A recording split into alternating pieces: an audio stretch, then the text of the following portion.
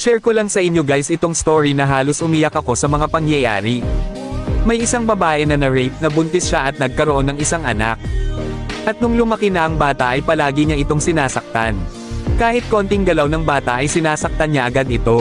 Dumating ang araw na naisipan ng bata na malapit na pala birthday ng kanyang ina. Tinanong niya ang kanyang ina, "Inay, malapit na po ang birthday mo. Ano po ba ang gusto niyong regalo ng kahit ganun mapasaya ko kayo?" sabi ng bata. Ang sagot ng kanyang ina, "Gusto mong malaman kung ano ang gusto kong regalo. Ang mamatay ka buweset ka," kaya napaiyak na lang ang bata. At nang dumating na ang kaarawan ng kanyang ina, hinanap nito ang kanyang anak dahil hindi niya nakita. Puno sa galit ang kanyang ina, sigaw dito, sigaw doon. At nung pagpasok ng kanyang ina sa kwarto ay doon niya natagpuan ang kanyang anak na nakabitin at nakatali. Biglang napaluhod ang kanyang ina. At nakita niya ang papel na may sulat sa paa ng bata, "Inay, happy birthday po.